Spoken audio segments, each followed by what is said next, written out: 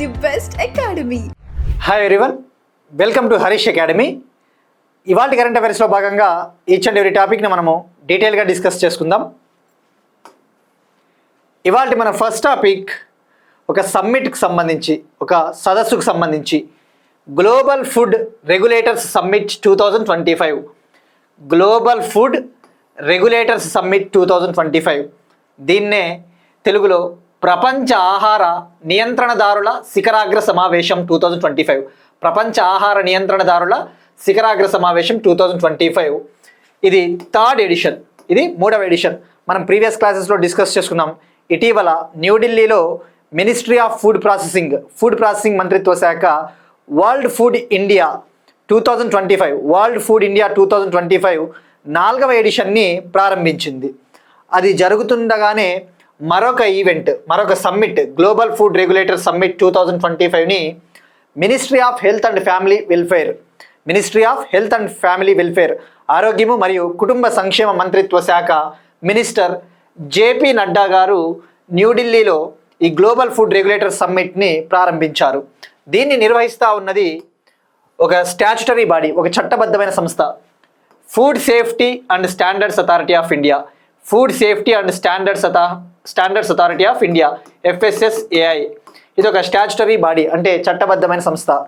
దీని ముఖ్య ఉద్దేశము కన్జ్యూమర్ హెల్త్ని కాపాడడము. మనం చూస్తూ ఉంటాం జనరల్గా ఫుడ్కి సంబంధించి చాలా రెస్టారెంట్స్ కావచ్చు, డిఫరెంట్ ఎంటిటీస్ ఫుడ్ స్టాండర్డ్స్, ఆహార భద్రతా నియమాలను పాటించవు, అసలు ఫుడ్ని క్వాలిటీగా తయారు చేయవు. సో అలాంటప్పుడు కన్జ్యూమర్ హెల్త్ అనేది, వినియోగదారుల ఆరోగ్యం దెబ్బతింటుంది. కాబట్టి ఈ ఫుడ్ క్వాలిటీని మెరుగుపరచాలి, ఈ ఆహార నాణ్యతను మెరుగుపరచాలి అని చెప్పేసి ministry of health and family welfare కింద ఉండే ఒక చట్టబద్ధమైన సంస్థ FSSAI దీన్ని ప్రారంభించడం జరిగింది న్యూఢిల్లీలో.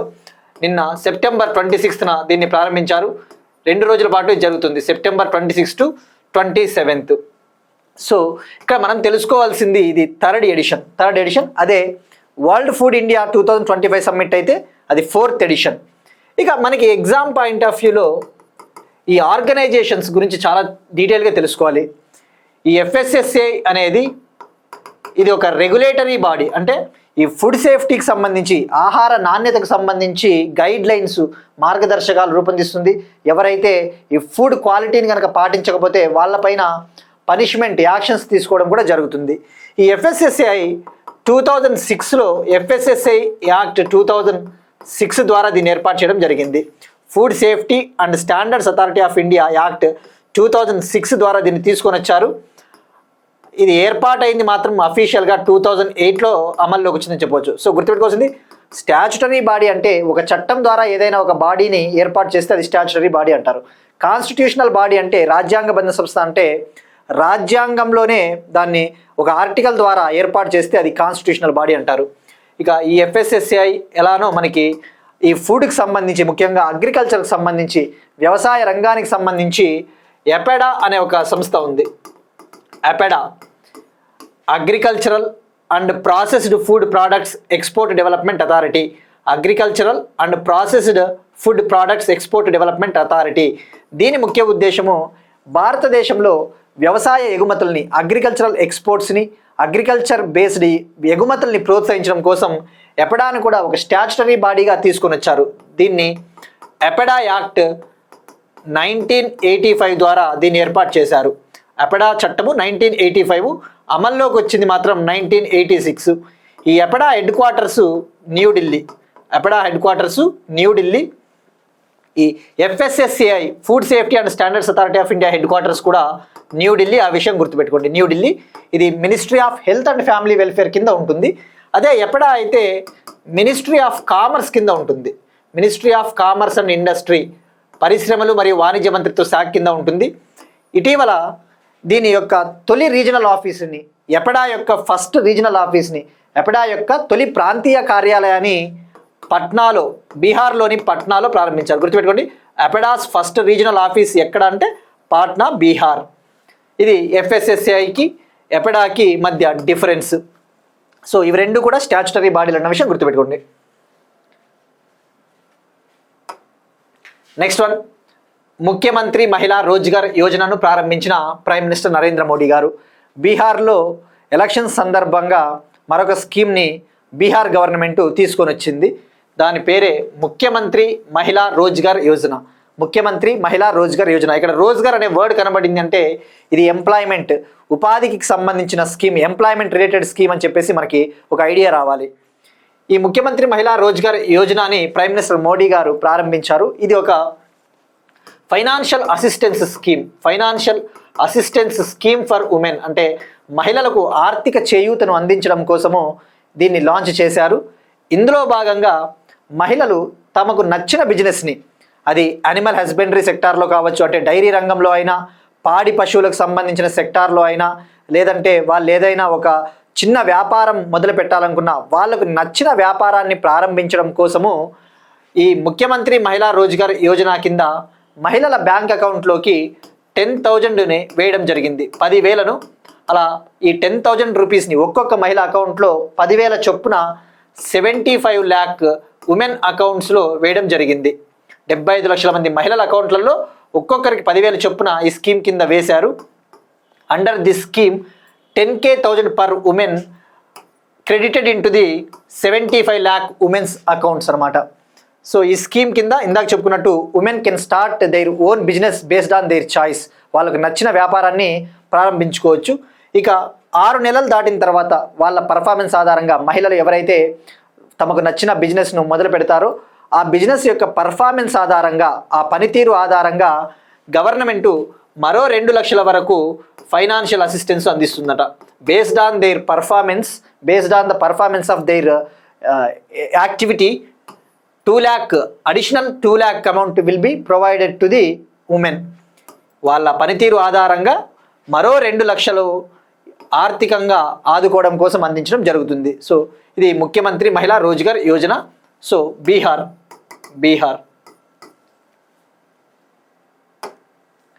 నెక్స్ట్ వన్, పాలిటిక్స్ సంబంధించి ఒక చట్టం సంబంధించి సాయుధ దళాల ప్రత్యేక అధికారాలు చట్టం, armed forces special powers act 1958.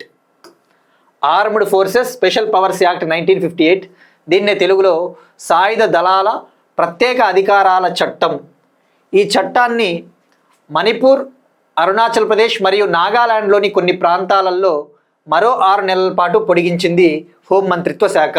Armed forces and special powers act 1958 got extended in parts of Manipur, Arunachal Pradesh, Nagaland for another 6 months by ministry of home affairs. ఈ చట్టం ముఖ్య ఉద్దేశం ఫస్ట్ ఇక్కడ మనం తెలుసుకోవాల్సింది, ఇక్కడ కొన్ని ప్రాంతాలలో, ఈ 3 రాష్ట్రాల్లోని కొన్ని ప్రాంతాల్లో మాత్రమే 6 నెలల పాటు పొడిగించారట. ఫస్ట్ ఇక్కడ తెలుసుకోవాల్సింది, ఈ చట్టం ఎందుకు, మనకి ఆ ప్రాంతాలు అవసరం లేదు, మనకి ఆ స్టేట్స్ గుర్తుపెట్టుకుంటే సరిపోతుంది. ఈ చట్టం గురించి తెలుసుకోవాలి. ఇండియాలో నార్త్ ఈస్ట్ స్టేట్స్, అలానే జమ్మూ అండ్ కాశ్మీర్లో ముఖ్యంగా కొన్ని ప్రాంతాలు చట్టానికి వ్యతిరేకంగా కొన్ని కార్యకలాపాలు ఎక్కడైతే ఏ ప్రాంతాల్లో అయితే జరుగుతూ ఉంటాయో అటువంటి ప్రాంతాలని డిస్టర్బ్డ్ ఏరియాస్గా ఈ చట్టం కింద ప్రకటిస్తారు. అంటే ఫర్ ఎగ్జాంపుల్ నాగాలాండ్లోని ఒక సిటీలో లా అండ్ ఆర్డర్ దెబ్బతినింది అనుకుందాం. ఆ లా అండ్ ఆర్డర్ దెబ్బతినినప్పుడు అక్కడ శాంతియుత పరిస్థితులు లేవు కాబట్టి, పీస్ఫుల్ కండిషన్స్ లేవు కాబట్టి దాన్ని డిస్టర్బ్డ్ ఏరియాగా, అది కల్లోలిత ప్రాంతంగా దాన్ని డిక్లేర్ చేసి armed forces special powers act 1958 కింద ఆ ప్రాంతాలలో ఈ సాయుధ దళాలను, ఇండియన్ ఆర్మ్డ్ ఫోర్సెస్ని, అలానే సెంట్రల్ ఆర్మ్డ్ పోలీస్ ఫోర్సెస్ ఏవైతే ఉంటాయో సిఏపిఎఫ్ దళాలు, ఆ సిఏపిఎఫ్ దళాల్ని అక్కడ మోహరింపజేయడం జరుగుతుంది. The government will deploy these armed forces in these disturbed areas అని చెప్పవచ్చు. మరి దీని ముఖ్య ఉద్దేశం ఏ విధంగా అయితే శాంతియుత వాతావరణాన్ని తీసుకురావడం ముఖ్య ఉద్దేశము. ఇది 1958లో ఈ యాక్ట్ని తీసుకొని వచ్చినప్పుడు ఫస్ట్ దీన్ని నార్త్ ఈస్ట్ స్టేట్స్ ఏవైతే ఉంటాయో ఎక్సెప్ట్ సిక్కిం మినహాయించి మిగతా 7 రాష్ట్రాలు, అస్సాం, అరుణాచల్ ప్రదేశ్, నాగాలాండ్, మణిపూర్, మిజోరం, త్రిపుర, మేఘాలయ, దీన్ని చట్టాన్ని తొలుత 1958లో తీసుకొని వచ్చినప్పుడు ఈ 7 నార్త్ ఈస్ట్ రాష్ట్రాల్లో ఎక్సెప్ట్ సిక్కిం రాష్ట్రం మినహాయించి ఈ 7 రాష్ట్రాల కోసం తీసుకొని వచ్చారు. ఈ 7 రాష్ట్రాల్లోని కల్లోలిత ప్రాంతాల కోసం. ఈ యాక్ట్ వచ్చేసి this act can be applicable to the entire state or some parts of the state. అంటే ఈ చట్టాన్ని ఒక రాష్ట్రం కంప్లీట్ రాష్ట్రం అంతటా దీన్ని అమలు చేయవచ్చు, లేదంటే ఆ రాష్ట్రంలోని కొన్ని ప్రాంతాలకైనా దీన్ని పరిమితం చేయవచ్చు. అయితే ఇప్పుడు ఈ 7 రాష్ట్రాలలో ఇప్పుడు త్రిపుర, మేఘాలయ, మిజోరంలో ఈ చట్టం లేదు. 1980s 1980 సంవత్సరంలోనే మిజోరంలో ఈ చట్టాన్ని, ఈ యాక్ట్ని ఎత్తివేశారు. త్రిపుర 2015లో త్రిపురలో ఎత్తేసారు. 2015లో త్రిపురలో ఈ చట్టాన్ని ఎత్తేసారు, అంటే అది అక్కడ అమల్లో లేదు. 2018లో మేఘాలయలో ఈ యాక్ట్ని తీసివేశారు. అంటే ఇప్పుడు మనకి అమల్లో ఎన్ని రాష్ట్రాల్లో ఉంది? అస్సాంలో కూడా అమల్లో ఉంది, గుర్తుపెట్టుకోండి. This act already been in implementation in అస్సాంలో ఉంది. ఇప్పుడు అరుణాచల్ ప్రదేశ్, నాగాలాండ్, మణిపూర్లో మరో 6 నెలలు ఎక్స్టెండ్ చేశారు. ఇది కాకుండా జమ్మూ అండ్ కాశ్మీర్కి సంబంధించి కూడా ఒక సపరేట్ ఆర్మ్డ్ ఫోర్సెస్ యాక్ట్ ఉంది. Armed forces Jammu and Kashmir powers act. సాయుధ దళాలు జమ్మూ అండ్ కాశ్మీర్ ప్రత్యేక అధికారాల చట్టము 1990. జమ్మూ అండ్ కాశ్మీర్కి సంబంధించి అయితే 1990 యాక్ట్ ఉంది. Armed forces Jammu and Kashmir special powers act 1990. అందుకే జమ్మూ అండ్ కాశ్మీర్లో ఇది ఎప్పుడు కూడా ఉంటుంది. జమ్మూ అండ్ కాశ్మీర్లో ఆర్మ్డ్ ఫోర్సెస్ ఎప్పుడు కూడా అక్కడ ఉండే ఉంటారు. మరి ఇక్కడ మనం తెలుసుకోవాల్సింది ఇంకా ఉంది దీని గురించి, యాక్ట్ గురించి. ఈ యాక్ట్ కింద డిస్టర్బ్డ్ ఏరియాగా ఎవరు డిక్లేర్ చేస్తారు, కల్లోలిత ప్రాంతంగా ఎవరు డిక్లేర్ చేస్తారు అంటే సెక్షన్ 3 ఆఫ్ దిస్ యాక్ట్ కింద, ఈ సెక్షన్ 3 ఆఫ్ దిస్ యాక్ట్, ఈ చట్టంలో 3వ సెక్షన్ ఏం చెప్తుంది అంటే ఆ స్టేట్ యొక్క గవర్నర్ కావచ్చు, లేదంటే యూనియన్ టెరిటరీ, ఒకవేళ యూనియన్ టెరిటరీ అయితే ఆ కేంద్రపాలిత ప్రాంతాన్ని పరిపాలిస్తూ ఉన్న అడ్మినిస్ట్రేటరు, లేదు అంటే సెంట్రల్ గవర్నమెంట్. మేజర్గా అయితే గవర్నర్ రికమెండ్ చేస్తే ఆటోమేటిక్గా సెంట్రల్ గవర్నమెంట్ ఈ చట్టాన్ని, ఆర్మ్డ్ ఫోర్సెస్ స్పెషల్ పవర్స్ యాక్ట్ని తీసుకొని వస్తుంది. సెక్షన్ 3 కింద గవర్నర్ డిక్లేర్ చేస్తాడు డిస్టర్బ్డ్ ఏరియాగా. ఇక సెక్షన్ 4 ఎప్పుడైతే అది డిస్టర్బ్డ్ ఏరియాగా దాన్ని డిక్లేర్ చేస్తారో సెక్షన్ 4 కింద ఆ కల్లోలిత ప్రాంతంలో ఆర్మ్డ్ ఫోర్సెస్ని డిప్లాయ్ చేయడం జరుగుతుంది. ఈ ఆర్మ్డ్ ఫోర్సెస్ని రంగంలోకి దించడం జరుగుతుంది. వన్స్ వాళ్ళని రంగంలోకి దించిన తర్వాత వాళ్ళకి చాలా పవర్స్ ఇస్తారనమాట. ఈ ఆర్మ్డ్ ఫోర్సెస్కి ఒక విధంగా చెప్పాలంటే అబ్సల్యూట్ పవర్స్ ఇస్తారు. వాళ్ళు ఆ కల్లోలిత ప్రాంతంలో ఎవరినైనా కూడా అరెస్ట్ చేయవచ్చు, వారెంట్ లేకుండా అరెస్ట్ చేయవచ్చు, లేదంటే ఆ కల్లోలిత ప్రాంతాల్లో సర్చ్ ఆపరేషన్స్ చేయవచ్చు. ఒకవేళ ఎవరైనా ఆయుధాలు కలిగి ఉంటే అక్కడ ఆ ప్రాంతంలో 5 లేదా అంతకంటే ఎక్కువ మంది ప్రజలు గుమిగూడినట్లయితే, లేదంటే ఆ ప్రజలు ఎవరైనా చట్ట వ్యతిరేక కార్యకలాపాలు చేస్తూ ఉంటే, ఒకవేళ వాళ్ళ దగ్గర ఆయుధాలు వెపన్స్ కలిగి ఉంటే వాళ్ళని చంపే అధికారం కూడా ఈ ఆర్మ్డ్ ఫోర్సెస్కి ఉంటుంది. వాళ్ళపైన ఎటువంటి లీగల్ యాక్షన్స్ కూడా ఉండవు. ఆ చంపినందుకు గాను వాళ్ళపైన లీగల్ యాక్షన్స్ కూడా తీసుకోరు until unless central government orders it. ఒకవేళ సెంట్రల్ గవర్నమెంట్ విచారణ కనుక వేసినట్టయితే తప్ప వాళ్ళపైన లీగల్ యాక్షన్స్ కూడా ఉండవు. సో సెక్షన్ 3 కింద governor can declare N area as a disturbed area that leads to deployment of central armed forces under section 4. This act will give absolute powers to the armed forces. Under this act, the armed powers can kill anyone, can arrest anyone without warrant, and can also search the premises. Okay, this is about Armed Forces Special Powers Act 1958. So ఇప్పుడు 3 రాష్ట్రాల్లో ఇది అమల్లో ఉందన్న విషయం గుర్తుపెట్టుకోండి. అస్సాంలో కూడా ఉంది, అస్సాము జమ్మూ అండ్ కాశ్మీర్లో కూడా ఆల్రెడీ ఉంది. త్రిపురలో లేదు, మేఘాలయలో లేదు, మిజోరంలో లేదు ఈ చట్టం అమల్లో అన్న విషయం గుర్తుపెట్టుకోండి. ఎందుకంటే స్టేట్మెంట్స్ ఇచ్చినప్పుడు ఎలా అడుగుతా అంటే క్రింది ఏ రాష్ట్రాలలో ఈ armed forces special powers act అమల్లో ఉందని చెప్పేసి ఒక 4 రాష్ట్రాలు ఇస్తాడు ఆప్షన్స్. నెక్స్ట్ వన్, ఇండియా బ్రిక్స్కి సంబంధించి రిలేషన్స్. బ్రిక్స్ ధాన్య మార్పిడి ప్రణాళికపై ఇండియా రష్యా చర్చలు. బ్రిక్స్ గ్రెయిన్ ఎక్స్చేంజ్ ప్లాన్ పైన ఇండియా రష్యా చర్చలు ప్రారంభించాయి. బ్రిక్స్ ఇది ఒక కూటమి. ఏ విధంగా అయితే సార్క్, ఏషియాను, బిమ్స్టెక్ ఉందో బ్రిక్స్ అనేది ఒక ఇంటర్ గవర్నమెంటల్ ఆర్గనైజేషన్. ఇందులో 11 కంట్రీస్ ఉన్నాయి. బ్రిక్స్లో 11 కంట్రీస్ ఉన్నాయి. ఇటీవల బ్రెజిల్లోని రియో డి జనీరోలో 17th బ్రిక్స్ సమ్మిట్ జరిగింది. ఆ విషయం గుర్తుపెట్టుకోండి. ఇక ఇప్పుడు ఈ టాపిక్ విషయానికి వస్తే Russia deputy prime minister, Russia ఉప ప్రధాని దిమిత్రీ పాత్రుషేవ్ గారు ఇండియాకు వచ్చారు. ప్రైమ్ మినిస్టర్ నరేంద్ర మోడీ గారితో మీట్ అయ్యారు. ప్రైమ్ మినిస్టర్ నరేంద్ర మోడీ గారితో మీట్ అయ్యారు. ఇండియాలో వరల్డ్ ఫుడ్ ఇండియా సమ్మిట్ జరుగుతూ ఉంది కదా న్యూఢిల్లీలో, ఆ కార్యక్రమంలో పాల్గొనడానికి ఈయన వచ్చారు. సో వీళ్ళిద్దరూ ఒక చర్చ చేశారు. ఈ బ్రిక్స్ దేశాల మధ్య ధాన్య మార్పిడి ప్రణాళికను కనుక తీసుకొని వస్తే ఎట్లా ఉంటుంది, బ్రిక్స్ గ్రెయిన్ ఎక్స్చేంజ్ ప్లాన్ని తీసుకురావాలని చెప్పేసి డిస్కషన్ చేయడం జరిగింది. ఇక్కడ గ్రెయిన్ ఎక్స్చేంజ్ ప్లాన్ అంటే ఏంటి? ధాన్య మార్పిడి ప్రణాళిక పేరులోనే ఉంది, ధాన్యాలను మార్పిడి చేసుకోవడం. ఫర్ ఎగ్జాంపుల్ ఇండియా రైస్లో మనము చాలా రైస్ని ఎక్కువగా ఉత్పత్తి చేస్తాం. రష్యా అయితే వీట్కి ఫేమస్, గోధుమకి ఫేమస్. సో మనం కనుక ఈ ధాన్యాలను కనుక మార్పిడి చేసుకున్నట్టయితే ఆహార భద్రత, ఫుడ్ సెక్యూరిటీ వస్తుంది కదా. అలానే ఈ బ్రిక్స్ దేశాల మధ్య అగ్రికల్చరల్ ట్రేడ్ ఇంప్రూవ్ అవుతుంది, వ్యవసాయ వాణిజ్యం పెరుగుతుంది, అగ్రికల్చరల్ ఎక్స్పోర్ట్స్ వ్యవసాయ ఎగుమతులు పెరుగుతాయని చెప్పేసి ఈ ప్రణాళికను తీసుకురావాలని చెప్పేసి భావిస్తూ ఉన్నారు. సో ఇక ఈ ఇయర్లో 2025 ఈ మేబీ అక్టోబర్ ఆర్ నవంబర్లో 23rd India Russia annual summit జరగబోతా ఉందట.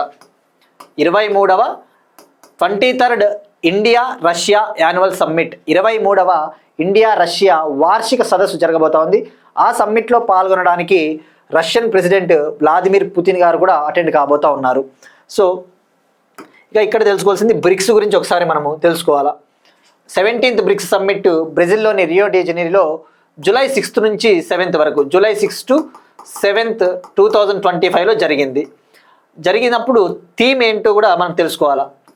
Strengthening global south cooperation for a more inclusive and sustainable governance.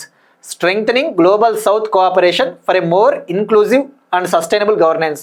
ఇక్కడ తెలుగులో చెప్పాలంటే థీమ్ని మరింత సమగ్రమైన మరియు స్థిరమైన పాలన కోసం గ్లోబల్ సౌత్ సహకారాన్ని బలోపేతం చేయడం.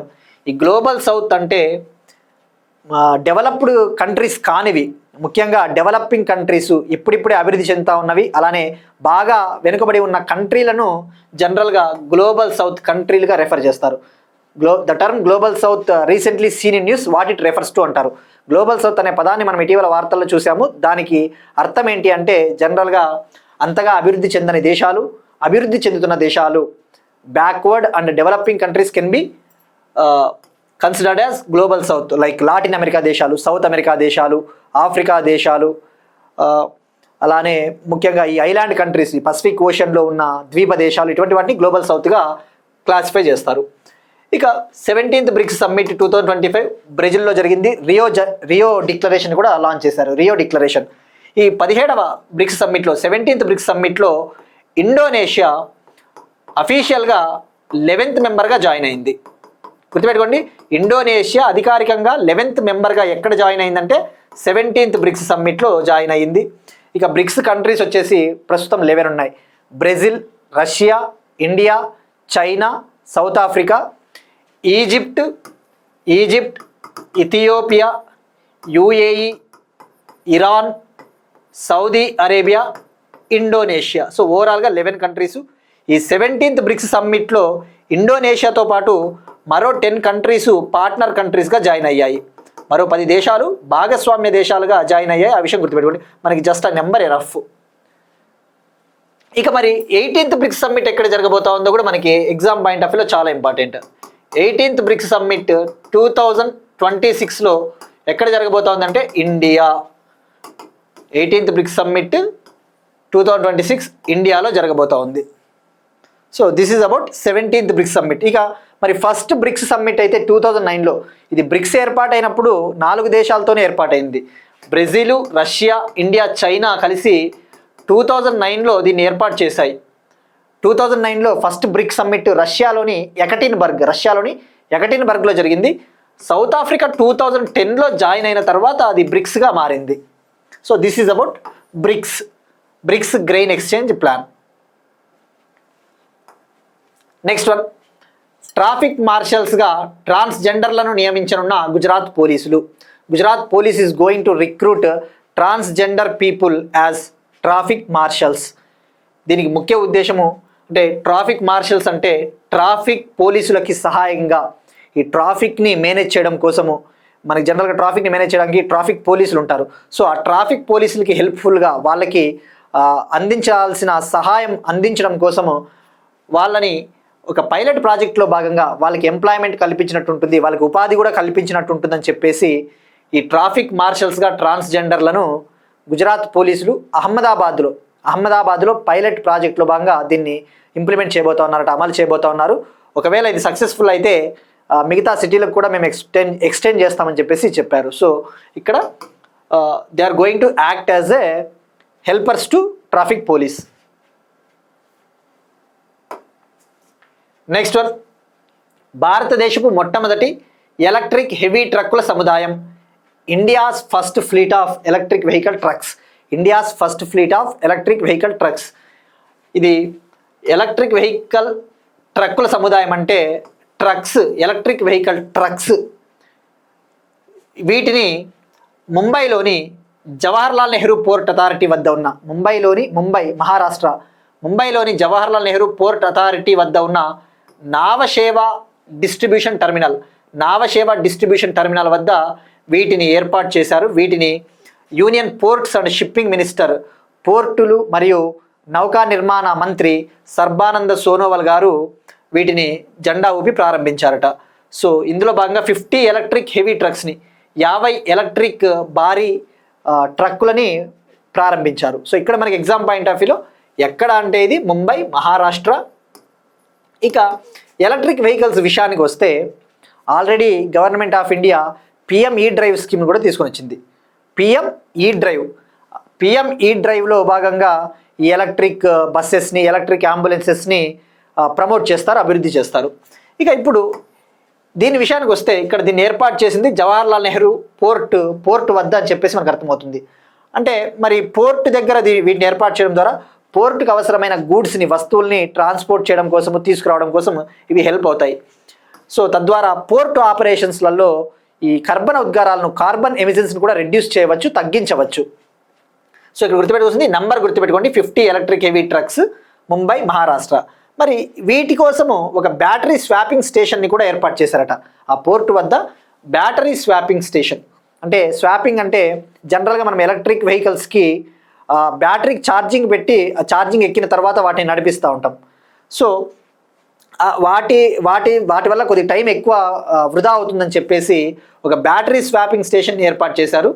ఇందులో ఇప్పుడు ఏవైతే ట్రక్స్ని తీసుకొని వచ్చారో ఇందులో స్వాపబుల్ బ్యాటరీస్ని యూజ్ చేస్తూ ఉన్నారట. అంటే ఒక బ్యాటరీ ఛార్జింగ్ అయిపోయిన తర్వాత ఆ బ్యాటరీని రిమూవ్ చేసి, ఆ బ్యాటరీని తీసేసి ఇంకో బ్యాటరీని, ఛార్జింగ్ ఎక్కిన బ్యాటరీని వీటిలో ఫిట్ చేస్తారు. సో ఇవి battery swappable electric vehicle trucks, India's first electric vehicle truck.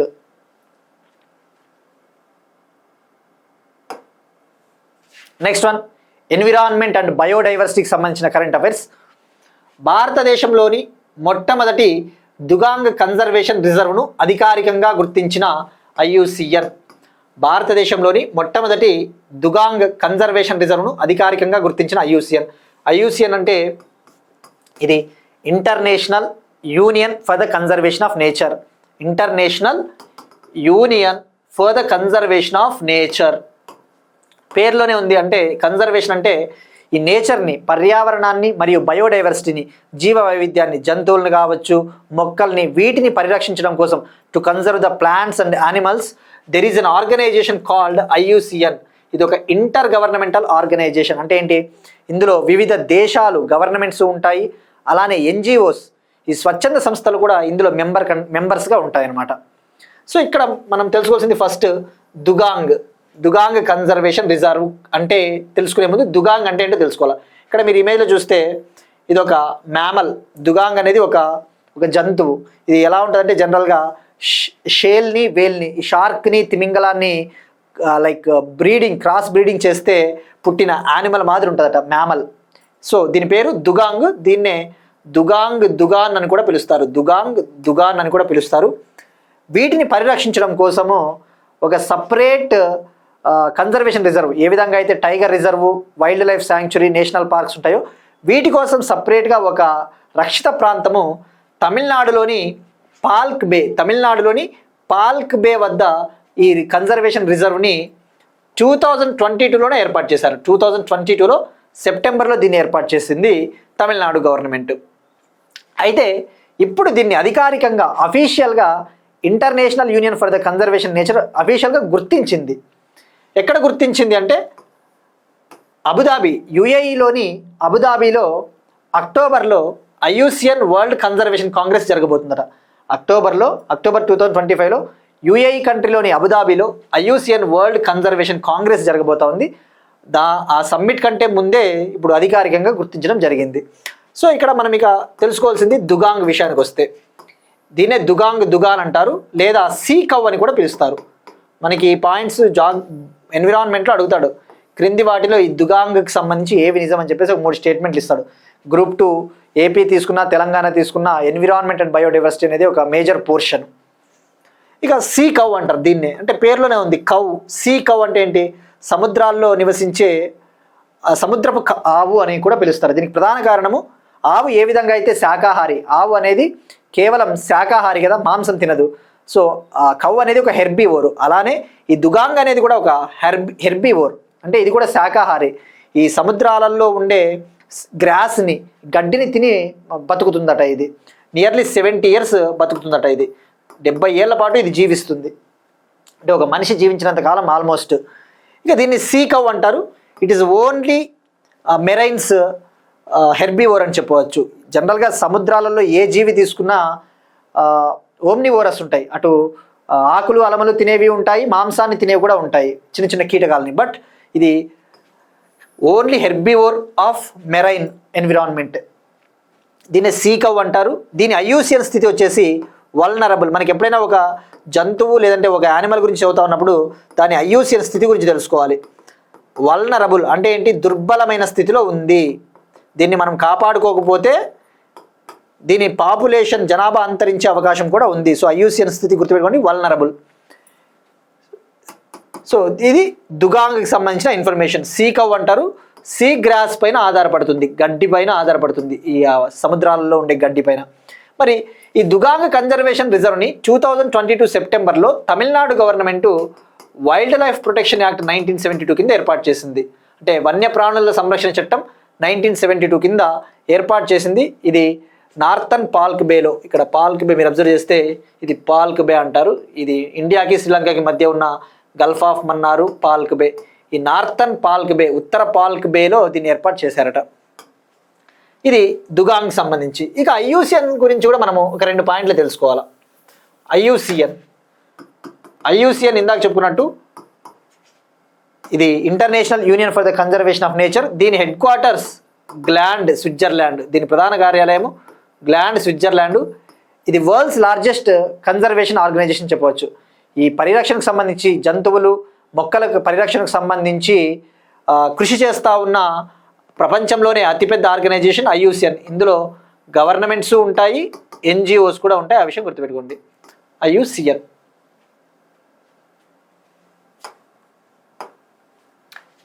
ఇప్పుడు క్వశ్చన్ చూద్దాం. సెప్టెంబర్ 22 to 23, 2025 తేదీలలో ఈ గవర్నెన్స్పై 28వ జాతీయ సమావేశాన్ని నిర్వహించిన మంత్రిత్వ శాఖ ఏది? రీసెంట్గా 28th national conference on e governance జరిగింది. అది ఏ రాష్ట్రంలో జరిగింది, ఎక్కడ జరిగింది, దాన్ని ఆర్గనైజ్ చేసిన, నిర్వహించిన మంత్రిత్వ శాఖ ఏది? Which ministry organised 28th national conference on e governance on September 22 to 23? దీనికి ట్రై చేయండి. అలానే ఆ కాన్ఫరెన్స్లో భాగంగా ఇండియాలో మొట్టమొదటి కాగిత రహిత ఎలక్ట్రానిక్ ఆఫీస్ గ్రామ పంచాయతీకి కూడా అవార్డు ఇవ్వడం జరిగింది. ఆ గ్రామ పంచాయతీ ఏ రాష్ట్రంలో ఉంది, దాని పేరేంటి? ఇక మనం నిన్న అడిగిన క్వశ్చన్ వచ్చేసి S-400 air defence missile system maximum range 400 kilometers, గరిష్టంగా 400 kilometers దూసుకొని పోతుంది. ఇక డిటెక్షన్ రేంజ్ అయితే 600 kilometers, అంటే శత్రు దేశాలకు సంబంధించిన మిసైల్స్ని గుర్తించే రేంజ్ అయితే 600 kilometers. ఇక ప్రైమ్ మినిస్టర్ మోడీ గారు అరుణాచల్ ప్రదేశ్ వెళ్ళినప్పుడు ఆయన టాటో 1, హియో అనే 2 హైడ్రో ప్రాజెక్ట్స్కి శంకుస్థాపన చేశారు. టాటో 1, హియో. వీటిని north eastern electric power corporation limited సంస్థ వీటిని నిర్మిస్తూ ఉంది, బిల్డ్ చేస్తూ ఉంది. నెక్స్ట్ వన్, సైన్స్ అండ్ టెక్నాలజీకి సంబంధించిన కరెంట్ అఫైర్స్. ఎనర్జీ సెక్యూరిటీ, శక్తి భద్రత, న్యూక్లియర్ ఎనర్జీ టాపిక్స్. 2030 నాటికి, 2030 నాటికి ప్రపంచంలోనే మొట్టమొదటి క్లోజ్డ్ ఫ్యూయల్ సైకిల్ అణు విద్యుత్ వ్యవస్థను అభివృద్ధి చేయనున్న Russia. By 2030 Russia is going to develop world's first nuclear power system with a closed fuel cycle అన్నాడు. ఇక్కడ క్లోజ్డ్ ఫ్యూయల్ సైకిల్ అంటే ఏంటి? జనరల్గా న్యూక్లియర్ ప్లాంట్స్ ఫిజన్ ఆధారంగా పనిచేస్తాయి. ఫిజన్ రియాక్షన్ అంటే ఏంటి? అణు విచ్చిత్తి. ఈ అణువులన్నీ విచ్చిత్తి జరిగినప్పుడు న్యూక్లియర్ పవర్ ప్లాంట్లో ఎనర్జీని ప్రొడ్యూస్ చేయడం జరుగుతుంది. అదే సన్లో అయితే మనకి సన్ ఏ ప్రిన్సిపల్ ఆధారంగా పనిచేస్తుంది? సూర్యుడు నుంచి ఆ స్థాయిలో మనకి ఈ ఉష్ణము, ఈ టెంపరేచర్ అనేది రిలీజ్ అవ్వడానికి main reason nuclear fusion principle. అంటే ఏంటి? అణువులన్నీ కూడా ఫ్యూజ్ అవుతూ ఉన్నాయి. చాలా అణువులన్నీ కలిసి ఒక పెద్ద అణువుగా ఫార్మ్ అవుతూ ఉన్నాయి. Many atoms are combining into a huge nuclei. That's why sun releases more energy. But whereas ఈ న్యూక్లియర్ రియాక్టర్లో న్యూక్లియర్ ఫ్యూజన్ ప్రిన్సిపల్ వాడరు. ఆ న్యూక్లియర్ ఫ్యూజన్ ప్రిన్సిపల్ అనేది భారీ స్థాయిలో మనకి ఎనర్జీని ప్రొడ్యూస్ చేయాలి అంటేనే యూస్ చేస్తారు. బట్ న్యూక్లియర్ రియాక్టర్స్లో ఫిజన్ అణు విచ్చిత్తి ప్రిన్సిపల్ని వాడతారు. సో మనకి జస్ట్ ఇది బేసిక్స్ అవసరం, సరిపోతుంది. ఇక ఈ టాపిక్ విషయానికి వస్తే 2030 నాటికి ప్రపంచంలోనే మొట్టమొదటి క్లోజ్డ్ ఫ్యూయల్ సైకిల్ అణు విద్యుత్ వ్యవస్థను అభివృద్ధి చేయనున్నట్టు రష్యా ప్రకటించింది. ఇక్కడ క్లోజ్డ్ ఫ్యూయల్ అంటే జనరల్గా ఒక న్యూక్లియర్ రియాక్టర్లో ఏదైనా ఒక ఫ్యూయల్ వాడిన తర్వాత, ఫర్ ఎగ్జాంపుల్ యురేనియం ఫ్యూయల్ వాడిన తర్వాత ఏదైతే స్పెంట్ ఫ్యూయల్ ఉంటుందో, ఆల్రెడీ ఉపయోగించిన ఇంధనాన్ని మళ్ళీ ఉపయోగిస్తే, for example యురేనియంని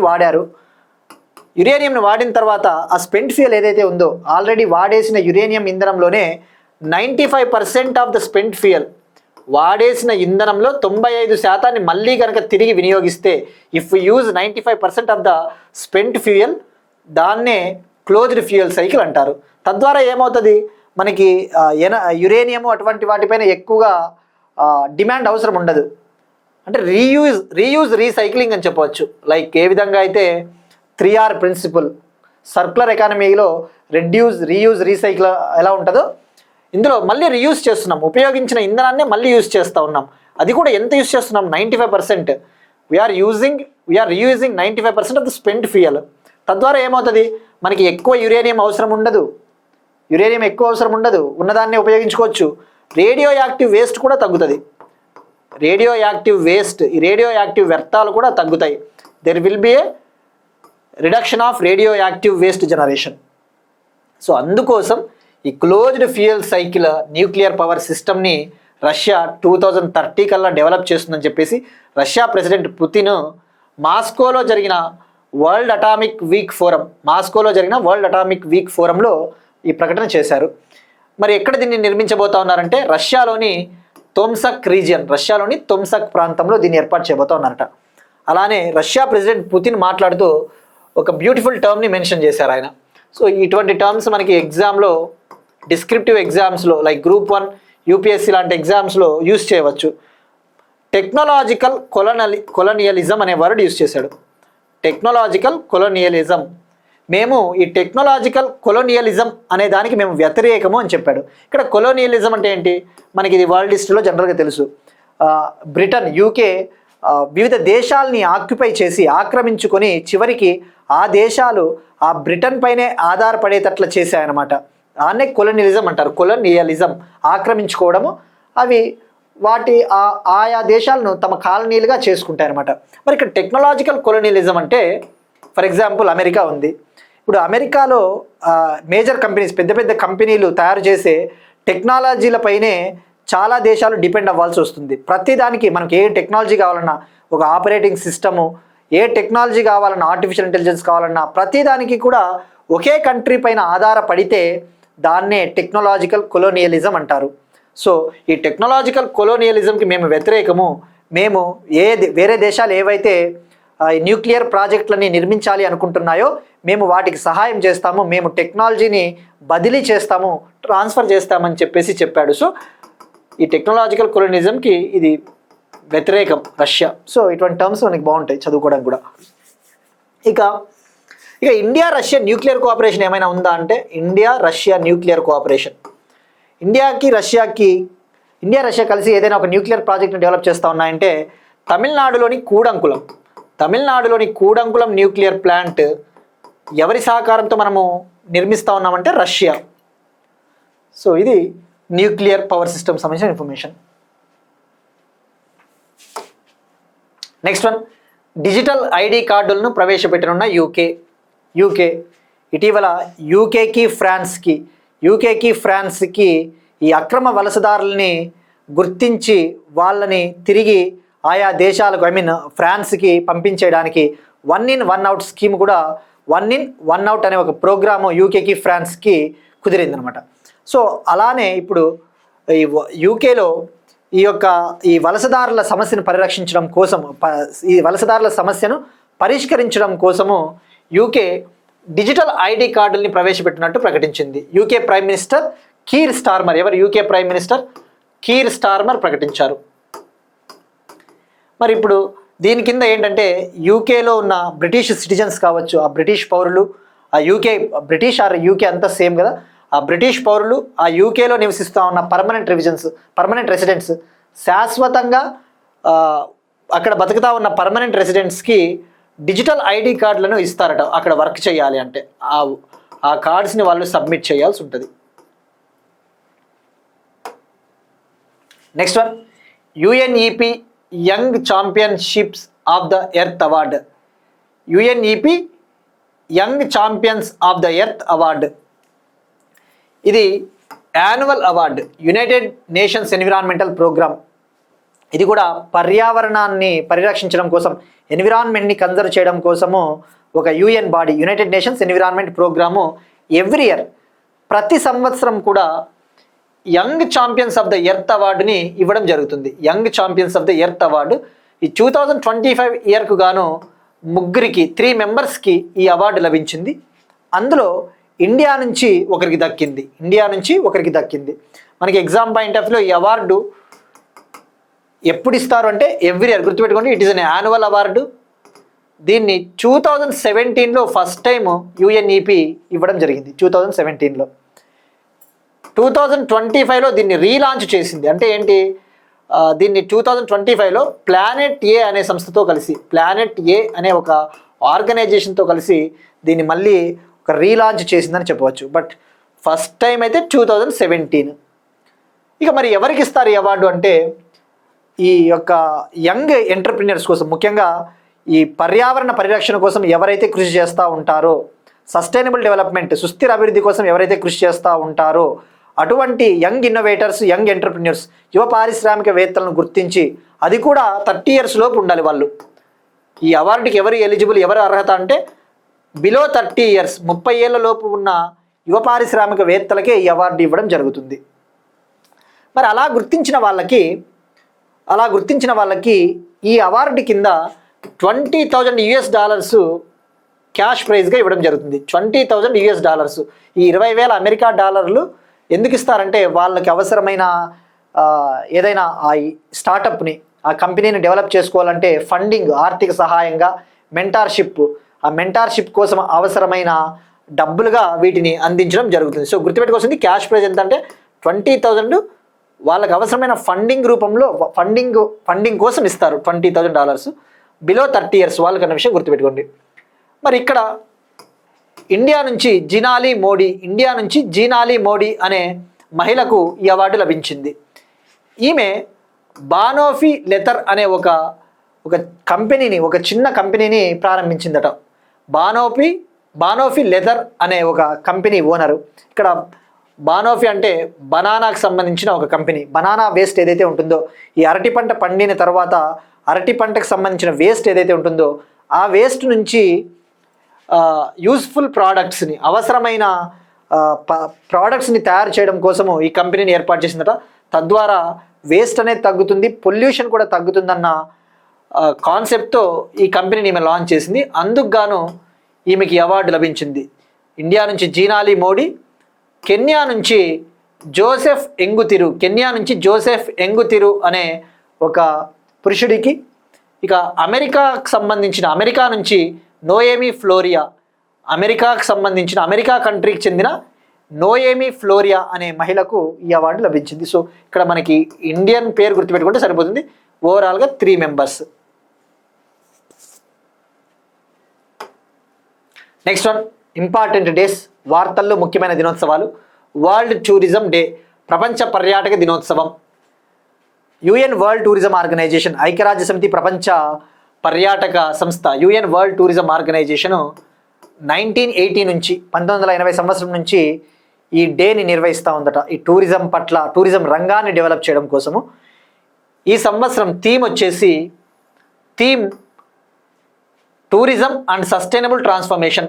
tourism and sustainable transformation, పర్యాటక రంగము మరియు సుస్థిరంగా ట్రాన్స్ఫార్మ్ అవ్వాలి, పరిణామం చెందాలి అన్న అర్థంతో వచ్చే theme tourism and sustainable transformation. మరి వరల్డ్ టూరిజం డే 2025ని ఎవరు ఈసారి అధికారికంగా నిర్వహిస్తూ ఉన్నారంటే మలేషియా కంట్రీ అఫీషియల్గా దీన్ని హోస్ట్ చేసింది ఈ సంవత్సరం. ఇక మలేషియాలో యుఎన్ వరల్డ్ టూరిజం కాన్ఫరెన్స్ కూడా జరగబోతూ ఉందట, UN world tourism conference. So UN world tourism organisation. Next one, స్పోర్ట్స్కి సంబంధించి బిగ్ బ్యాష్ లీగ్లో చేరిన తొలి భారత cricketer Ravichandran Ashwin. Indian spin bowler, Indian off spinner. ఈయన ఇంటర్నేషనల్ క్రికెటర్, అన్ని ఫార్మాట్స్ నుంచి ఇటీవలనే రిటైర్ అయ్యాడు. ఈ బిగ్ బ్యాష్ లీగ్ అనేది ఆస్ట్రేలియాకు చెందిన ఒక T20 క్రికెట్ లీగ్. ఆస్ట్రేలియాకు చెందిన 2020 ఓవర్ క్రికెట్ టోర్నమెంట్. ఆ బిగ్ బ్యాష్ లీగ్లో జనరల్గా ఇండియన్స్ ఆడరు. ఇండియన్స్ ఐపీఎల్లో మాత్రమే ఆడతారు. వేరే కంట్రీస్కి సంబంధించిన లీగుల్లో పోయి ఆడితే అది మన రెవెన్యూకి దెబ్బ అన్న కారణంతో జనరల్గా అలౌ చేయరు ఇండియన్ ప్లేయర్స్ని. సో ఇప్పుడు ఈ బిగ్ బ్యాష్ లీగ్లో చేరిన తొలి భారత క్రికెటర్గా రవిచంద్రన్ అశ్విన్ రికార్డు సృష్టించాడు. ఈయన ఆస్ట్రేలియాకు చెందిన సిడ్నీ థండర్ టీంతో కాంట్రాక్ట్ కుదుర్చుకున్నాడు. సో అంటే ఇక్కడ గుర్తుపెట్టుకోవాల్సింది, ఈయన ఫస్ట్ ఇంటర్నేషనల్ ఇండియన్ క్రికెటర్. గతంలో ఆల్రెడీ ఉన్ముక్త్ చంద్, ఇండియాకు సంబంధించిన ఒక క్రికెటర్ ఉన్ముక్త్ చంద్ అనే ఆయన ఈ బిగ్ బాష్లో ఆడాడట. కానీ ఆ ఉన్ముక్త్ చంద్ అంతర్జాతీయ మ్యాచ్లో ఆడలేదు. కాబట్టి మనకి first Indian cricketer to join Big Bash League అంటే మనకి రవిచంద్రన్ అశ్వినే కరెక్ట్ అవుతుంది. ఇక ఇటీవల క్రికెట్కి సంబంధించి ఇండియన్ క్రికెటర్ అభిషేక్ శర్మ ప్రస్తుతం జరుగుతూ ఉన్న ఆసియా కప్లో ఒక రికార్డు సృష్టించాడు. Indian opener Abhishek Sharma T20 అంతర్జాతీయ మ్యాచ్లలో, T20 ఇంటర్నేషనల్ మ్యాచ్లలో 56ని 56లని అత్యంత వేగవంతంగా 56లను కొట్టిన క్రికెటర్గా అభిషేక్ శర్మ రికార్డు సృష్టించాడు. Fastest batsman to hit 56 in T20 international cricket, Abhishek Sharma. Next one, 12th world para athletics championship ఇవాళ న్యూఢిల్లీలో ప్రారంభమైంది. ఇది 12th ఎడిషన్. న్యూఢిల్లీలోని జవహర్ లాల్ నెహ్రూ స్టేడియంలో ఇవాళ ప్రారంభమైంది. 27th సెప్టెంబర్ నుంచి 5th అక్టోబర్ వరకు ఇది జరగబోతూ ఉందట. ఇక్కడ పారా అంటే పారా అథ్లెట్స్ లైక్ దివ్యాంగులు, వాళ్ళు ఈవెంట్లో పాల్గొంటారు. ఇందులో భాగంగా 186 మెడల్ ఈవెంట్స్, 186 మెడల్ కాంపిటీషన్స్లో వివిధ ప్లేయర్లు పాల్గొనబోతూ ఉన్నారు. ఈ 186 మెడల్ ఈవెంట్స్లో మెన్స్ కేటగిరీలో 101 ఈవెంట్స్, పురుషుల విభాగంలో 101 ఈవెంట్స్, ఉమెన్ కేటగిరీలో 84 ఈవెంట్స్, ఒకటి మిక్స్డ్ ఈవెంట్ అంటే మహిళలు పురుషులు కలిసి ఆడే ఒక ఈవెంట్. 100కు పైగా దేశాల నుంచి, 100+ నేషన్స్ నుంచి 1000కి పైగా అథ్లెట్స్ పార్టిసిపేట్ చేస్తూ ఉన్నారట. ఇండియా నుంచి 70+ అథ్లెట్స్ పాల్గొంటూ ఉన్నారు. ఇండియా నుంచి 70కి పైగా అథ్లెట్స్ పార్టిసిపేట్ చేయబోతున్నారు. ఇక పారా అథ్లెట్ అంటే ఇండియా నుంచి ఫేమస్ వచ్చేసి దీప్తి జీవాంజీ గారు ఏ స్పోర్ట్కి సంబంధించిన వారు అని అడిగినప్పుడు ఈమె పారా అథ్లెట్ అన్న విషయం గుర్తుపెట్టుకోండి. వన్స్ ఈవెంట్ ముగిసిన తర్వాత మనకి ఏ కంట్రీ టాప్ వచ్చింది అటువంటివన్నీ మనం తెలుసుకుందాం. Next one, 20th world athletics championship ఇటీవల జపాన్లోని టోక్యోలో ముగిసింది. కంప్లీట్ అయింది. ఇది మనం ఈవెంట్ స్టార్ట్ అయినప్పుడు తెలుసుకున్నాము. ఇప్పుడు ఇది ముగిసిపోయింది కాబట్టి ఇందులో ఏ కంట్రీ టాప్ వచ్చిందో కూడా తెలుసుకోవాలి. ఈ 20th వరల్డ్ అథ్లెటిక్స్ ఛాంపియన్షిప్ జపాన్లోని టోక్యోలో సెప్టెంబర్ 13th నుంచి సెప్టెంబర్ 21st వరకు జరిగింది. సెప్టెంబర్ 13th నుంచి సెప్టెంబర్ 21st వరకు జరిగింది. ఇక ఇందులో ఇండియన్ టీం వచ్చేసి 19 మెంబర్స్ పాల్గొన్నారు. ఓవరాల్గా ఇండియా నుంచి 14 మెన్ 5 ఉమెన్ పాల్గొన్నారు. ఈ ఇండియన్ టీము 15 ఈవెంట్స్లో పాల్గొన్నారు. 15 రకాల గేమ్స్లో పాల్గొన్నారు. ఈ అథ్లెటిక్స్ అంటే రన్నింగ్ రేసు, జావెలిన్ త్రో ఇవన్నీ వస్తాయి. ఇక ఓవరాల్గా ఈ 20th వరల్డ్ అథ్లెటిక్స్ ఛాంపియన్షిప్లో టోటల్ ఈవెంట్స్ ఎన్ని అంటే 49 క్రీడలు టోటల్గా 198 కంట్రీస్ పార్టిసిపేట్ చేశాయి. ఇక భారతదేశం నుంచి ఇండియా నుంచి జావెలిన్ త్రో విభాగంలో సచిన్ యాదవ్ 4th ప్లేస్లో ఇండియా తరపున బెస్ట్ పొజిషన్ అంట ఈ ఈవెంట్లో ఈ సంవత్సరం. Sachin Yadav 4th place. Neeraj Chopra last time defending champion 8th ప్లేస్లో నిలిచాడు. 8th place. ఇక మరి 21st ఎడిషన్ ఎక్కడ జరగబోతా ఉందంటే 21st ఎడిషన్ 2027లో అగైన్ ఆసియాలోనే జరగబోతోంది. 21వ వరల్డ్ అథ్లెటిక్స్ ఛాంపియన్షిప్ 2027లో చైనాలోని బీజింగ్లో జరగబోతా ఉందట. ఇక టాప్ ఈ 20th వరల్డ్ అథ్లెటిక్స్ ఛాంపియన్షిప్లో టాప్ ఏ కంట్రీ అంటే యుఎస్ఏ ఓవరాల్గా 26 మెడల్స్ గెలుపొందింది. First place. గోల్డ్ వచ్చేసి 16, సిల్వర్ 5, బ్రాంజ్ 5. సెకండ్ వచ్చేసి కెన్యా 11 మెడల్స్ గెలుపొందింది. అందులో 7 gold, 2 silver, 2 bronze. Canada 3rd ప్లేస్లో నిలిచింది. 5 మెడల్స్, 3 గోల్డ్, 1 సిల్వర్, 1 బ్రాంజ్. ఇవి ఇవాల్టి కరెంట్ అఫైర్స్. మనం ఒకసారి క్విక్గా రీక్యాప్ చూద్దాం. 3rd global food regulator summit 2025 New Delhi. ముఖ్యమంత్రి మహిళా రోజ్గార్ యోజన బీహార్. మణిపూర్, అరుణాచల్ ప్రదేశ్ మరియు నాగాలాండ్లోని కొన్ని ప్రాంతాల్లో సాయుధ దళాల ప్రత్యేక అధికారాల చట్టం మరో 6 నెలల పాటు పొడిగింపు. బ్రిక్స్ ధాన్య మార్పిడి ప్రణాళికపై భారతదేశం, రష్యా చర్చలు. ట్రాఫిక్ మార్షల్స్గా ట్రాన్స్జెండర్లను నియమించనున్న గుజరాత్ పోలీసులు.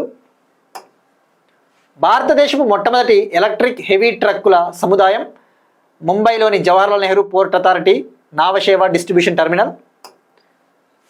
భారతదేశంలోని మొట్టమొదటి దుగాంగ్ కన్జర్వేషన్ రిజర్వ్ను అధికారికంగా గుర్తించిన IUCN.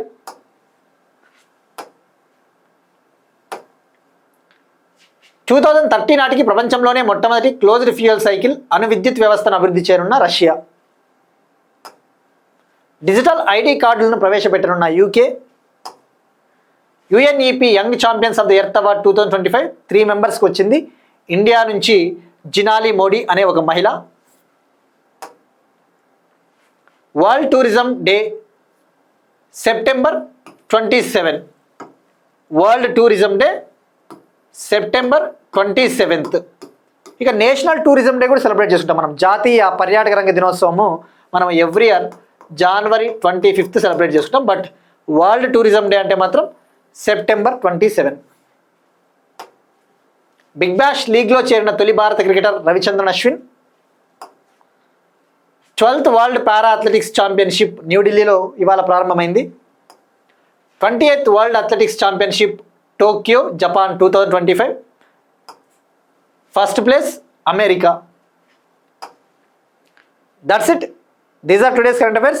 We'll meet you again tomorrow and thank you everyone.